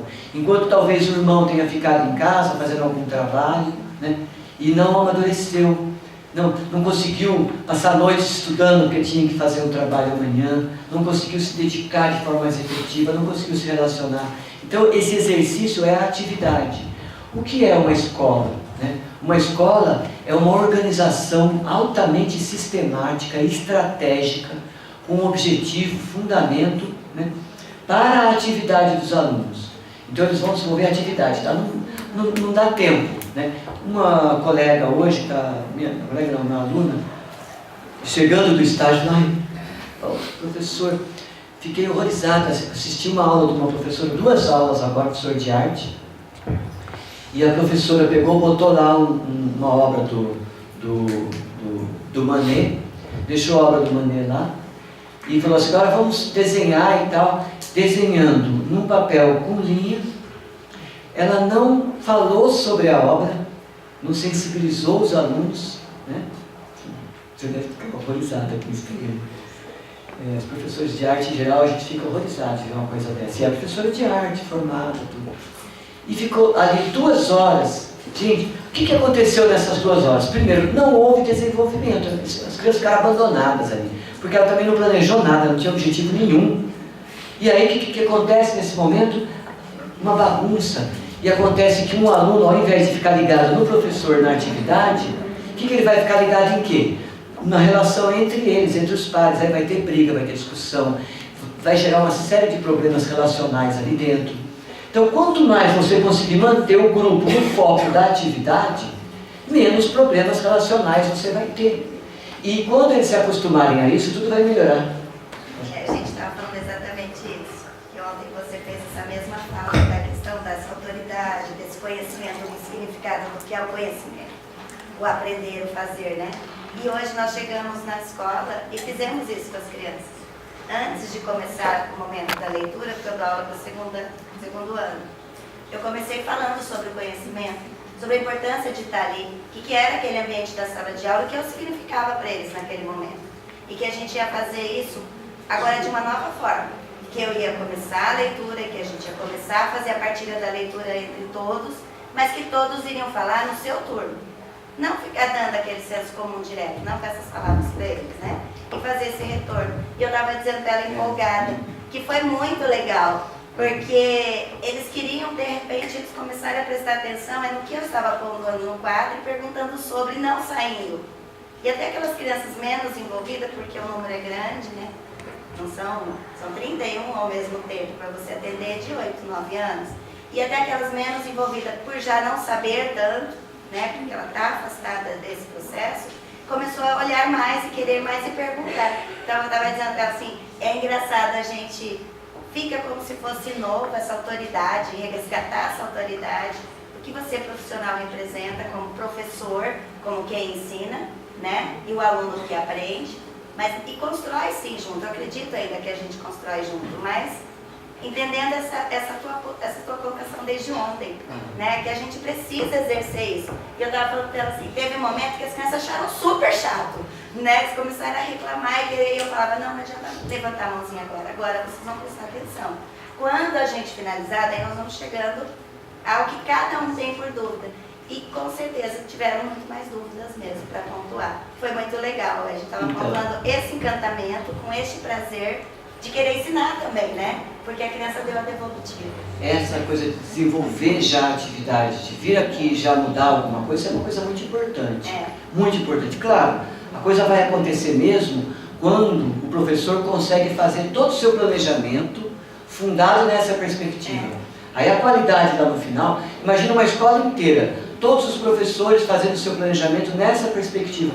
Em pouco tempo resolvem-se problemas que aparentemente eram insolúveis. Eu acho que só a mudança da fala com eles, eu percebi ela também, ela está numa área ou em outra, né? E a gente está na mesma escola. Ela falou, não, eu também exerci isso hoje com os meninos.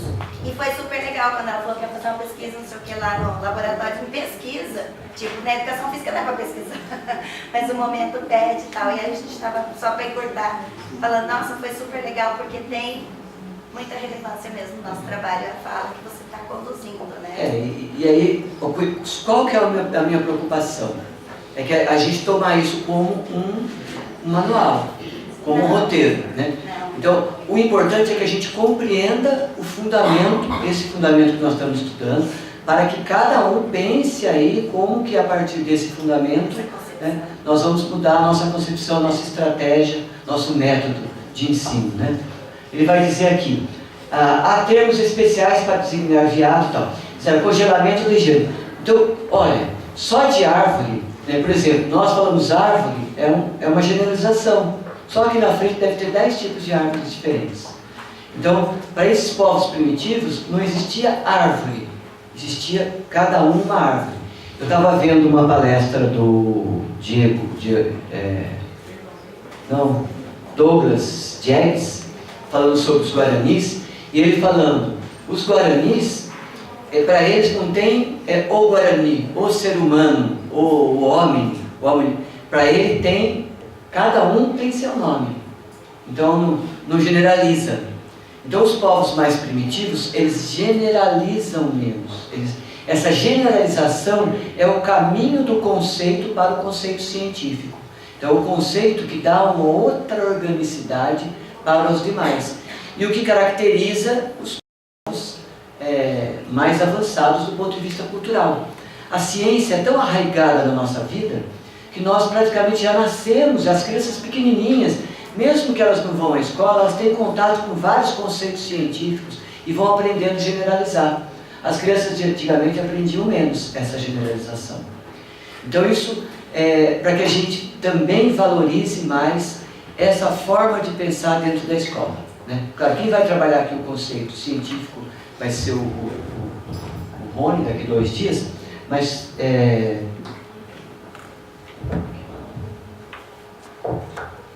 a memória e a linguagem, isso é uma coisa importante da gente perceber, isso é um outro momento, né? Ao reconhecermos o caráter histórico do pensamento verbal, devemos estender a essa forma de comportamento todas as teses metodológicas que o materialismo histórico estabelece para todos os fenômenos históricos da sociedade humana. Devemos esperar de antemão que, em linhas gerais, o próprio tipo de desenvolvimento histórico do comportamento venha estar na dependência direta das leis gerais do desenvolvimento histórico da sociedade humana. Com isso, o próprio problema do pensamento e da linguagem ultrapassa os limites metodológicos das ciências naturais e transforma-se numa questão central na psicologia histórica do homem, ou seja, na psicologia social. Na realidade, é na psicologia. Ele vai fazer um grande texto falando que a psicologia histórica, ela vai deixar esse nome, porque a psicologia, ela é histórica. A psicologia que não é histórica é uma psicologia que foi até um certo ponto e daí para frente ela não deu conta de explicar o psiquismo humano. Ou seja, ela já não é mais científica. Então, o que ele quer só é a psicologia. Então, a psicologia, nesse sentido aí, é histórica e isso aqui eu peguei para vocês verem a radicalidade com que ele compreende o psiquismo como um fator histórico. Então o psiquismo é uma forma de desenvolvimento histórico. É como se o ser humano, toda a humanidade, fosse um grande organismo. Essa palavra não é correta, mas não consegui achar outra nesse momento. Como se o ser humano fosse um grande organismo que começa a se desenvolver há centenas de milhares de anos, quando um ser humano começou a produzir algum material ali e começou a significar esse material. Ele vai produzindo coisas e vai significando coisas, vai produzindo coisas, vai significando coisas, e cada geração vai produzindo mais coisas e mais significados, e vai, até chegar ao momento que estamos aqui. Lá atrás ele ainda era animal, por quê? Porque ele não tinha essas coisas humanizadas e também não tinha a linguagem que ele produziu a partir da relação com essas coisas. Então hoje, quando nós pensamos aqui o pensamento e a linguagem, né, nós temos que pensar esse pensamento e essa linguagem como algo que está sendo desenvolvido em nós, mas ele vem desse imenso organismo de centenas de milhares de anos, e o qual nós pegamos agora, cada um há 20 anos, há 30 anos, 40, 60 anos. Né? Eu estou há 60 anos me apropriando dessa realidade. Cada um está no seu tempo de vida. E aí se apropria como? Das relações familiares, da cultura de massa, da televisão, da internet, das relações com os irmãos, com os amigos, da escola. A escola tem uma força grande ainda na formação. Então, o psiquismo, né, carrega uma identidade entre razão e sensibilidade Lá naquele outro livro ele vai falar um pouco mais sobre isso, que nós vamos estudar daqui a pouco. Essa relação entre a razão e o sensível, ela não é só uma relação, ela é uma unidade. Não existe razão sem sensibilidade e não existe sensibilidade sem razão. Sensibilidade sem razão, ou seja, sem linguagem, sem ordenamento da linguagem, sem memória, né? Ela não é humana, ela é um sentido desumano, né? E a razão sem a sensibilidade também não é humana. Então é necessário que a gente compreenda essas duas coisas juntas, que estão sendo criadas há centenas de milhares de anos por esse imenso organismo que é o gênero humano, que nós chamamos de totalidade histórica, na sua concretude. E à medida que o serzinho nasce com toda a sua delicadeza, com a sua sensibilidade, muito ínfimo que somos, nos relacionamos com essa imensa massa de produção histórica, de cultura, de coisas, de conhecimento, de sensibilidade. A partir dessa relação ativa com ela, nós vamos nos apropriando dela e vamos nos humanizando. Então, essa grande forma histórica que eu chamei de organicidade, e que é, na realidade, o gênero humano, né, produz em nós a cultura que nós temos. É da relação que nós temos com ela que vai existir a cultura. Então, o desenvolvimento da criança não se dá de fora para dentro dessa organicidade.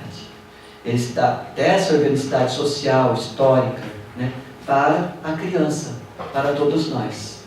E aí, o desenvolvimento. Mudando esse princípio, nós mudamos toda a forma de fundamentar o nosso entendimento. Eu falei dessa vez que eu estava lá em Santa Catarina, mas eu lembro uma vez que eu estava em Nova Andradina e dando uma palestra sobre um curso que tinha o mesmo nome. Eu dou esses cursos com esse mesmo nome já faz uns 13 anos já. Com esse mesmo já em Rio Claro, São José do Rio Preto, Brasília. E já esses cursos eles vão melhorando, mas é mais ou menos Vigórica, Fundamentos e Práticas de Ensino. E aí tinha uma consultora do MEC, não sei porque estava lá na cidade, ela ficou sabendo, e quando ela ficou sabendo, acho que ela leu o meu texto lá, e ela não gostou, e ela foi lá para fazer uma crítica a essa minha posição, porque isso é comum. E aí a gente se embateu ali publicamente, né? Nós dois tivemos um embate público ali, mas foi... só que ela era uma consultora. Esses consultores do MEC, eles não são grandes estudiosos, eles são práticos. Eles recebem um recurso lá de uns 10 mil por mês para trabalhar para a Unesco, inclusive é trabalho precário, porque não é que nem a gente que é professor, tá? É trabalho precário. Cada ano renova o contrato. E aí eles não têm um domínio. Eu trabalhei em Brasília uma época no Ministério, né? e eu percebi isso, as pessoas não tinham domínio sobre aquilo que estavam fazendo. E são práticos, são pessoas práticas, são pessoas que conhecem tudo de internet, que já arrumam isso aqui na hora, entendeu? E vai, conhece tudo de sistema, e vai, são rápidos, ágeis na relação, no contato, mas não tem domínio cognitivo daquele conhecimento específico. Porque é justamente isso, né, que o MEC representa. O MEC não representa o avanço, representa o retrocesso. Claro que existem forças contraditórias lá dentro.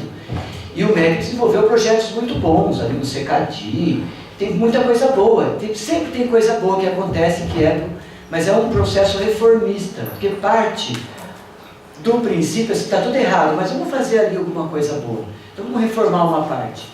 Enquanto que esse nosso princípio, né, do histórico como essencialmente humano, que tem que ser apropriado pelos nossos alunos, né, esse nosso princípio é revolucionário.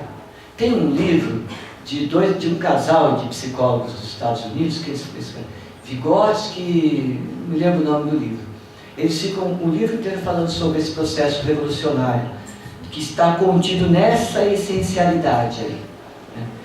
Porque se nós educamos para a sociedade, por uma percepção do todo social, nós mudamos totalmente a nossa forma de educar, né? E também nós mudamos a forma de responsabilização do outro, né? Então, se uma pessoa é uma pessoa que se deu bem na vida, não tinha nada, ficou bilionário, hoje explora todo mundo, e vai dizer assim, não, eu consegui, fui eu, porque eu sou bom e eu consegui, estou aqui, né?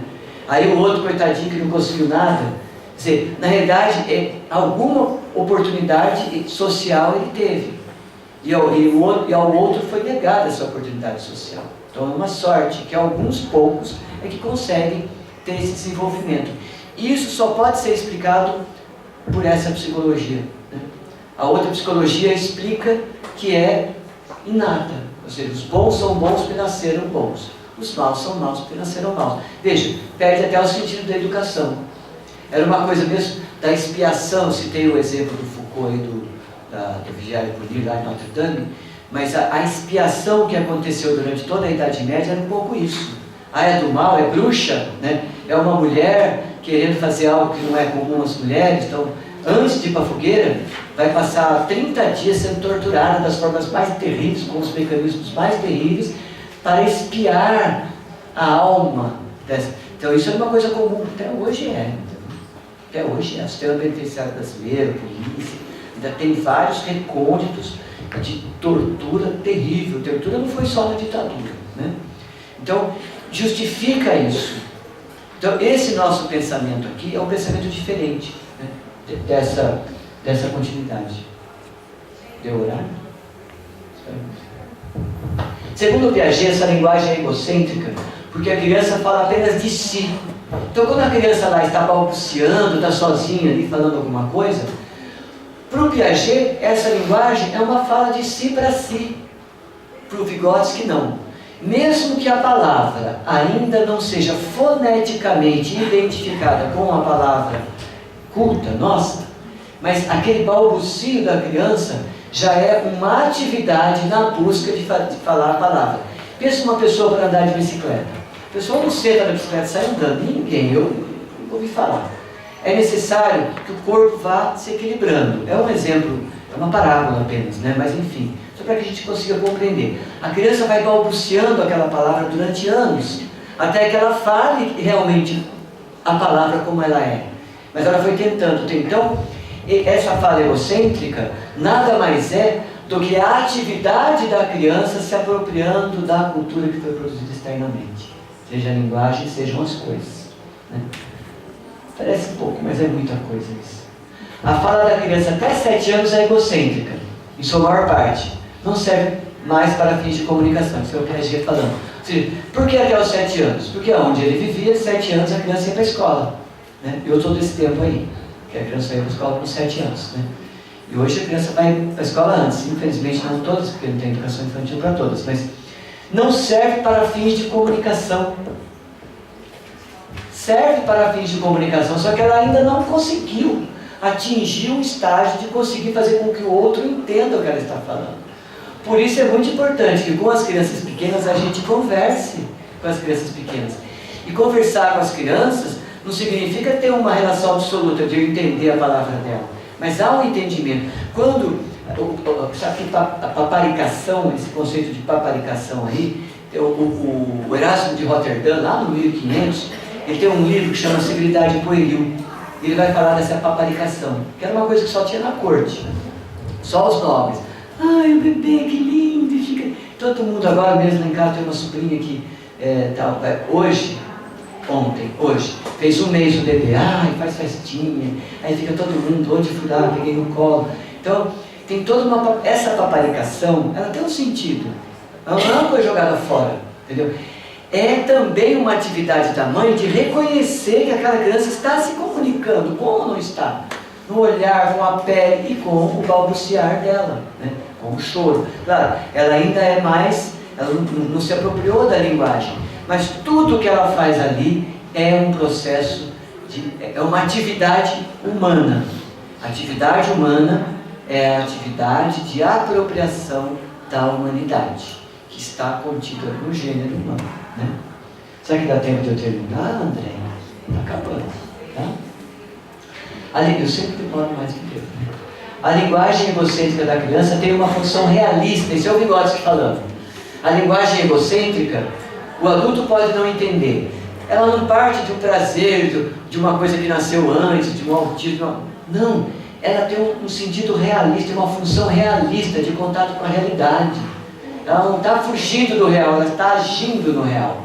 Só que nós ainda não a entendemos, né? aproxima-se não da lógica do sonho, mas do pensamento racional, mas com um pensamento racional, com um pensamento sensato.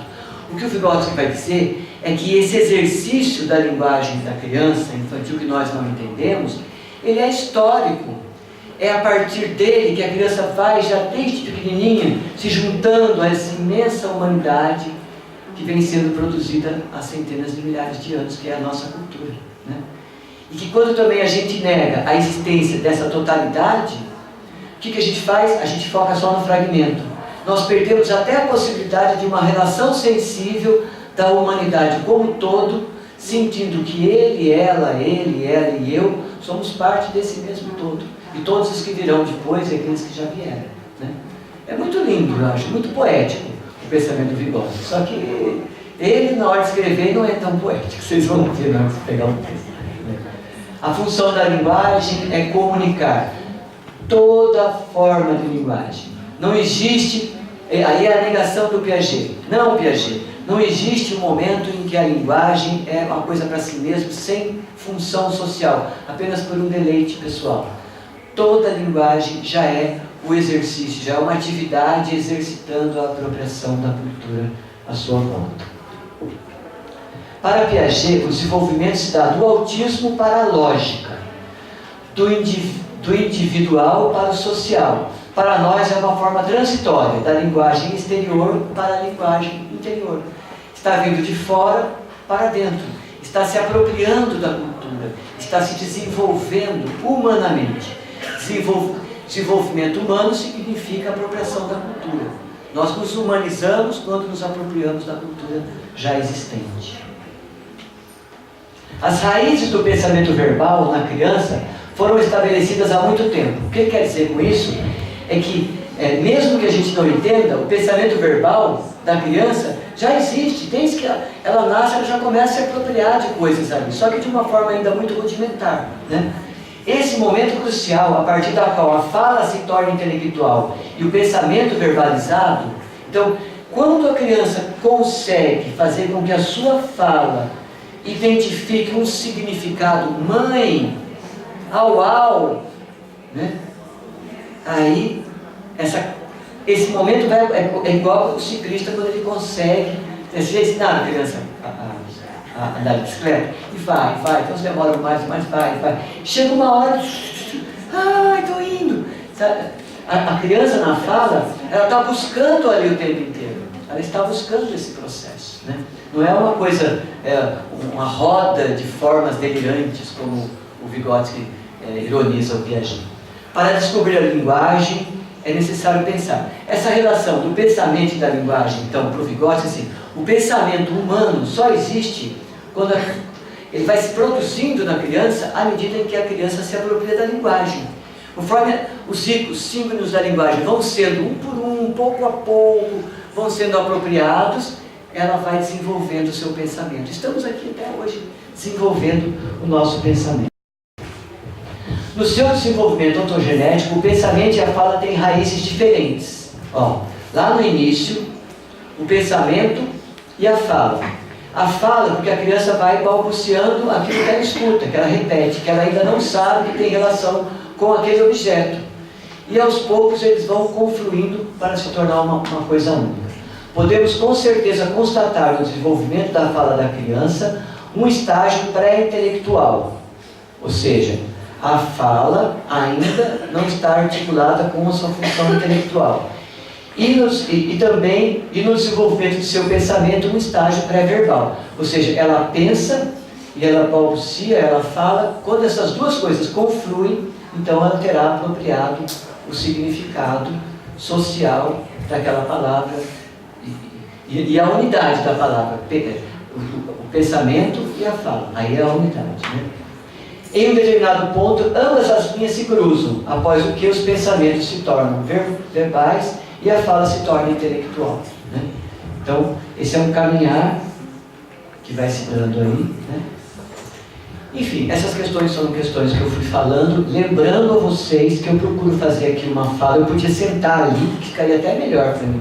Sentar na mesa e trazer, eu tenho tudo isso escrito, tenho isso escrito em, sei lá, centenas de páginas, Então eu poderia pegar ali, fazer um apanhado e meio que lendo ali, mas eu acho que no estado, para nós aqui hoje, é mais interessante que a gente possa dar um significado mais solto, mais poético, mais com a raiz do professor que vocês são, né? Então uma relação de professor para professor. E por isso às vezes a gente atropela um pouco o significado mais científico dos conceitos do Vygotsky, mas eu acredito que por uma boa causa.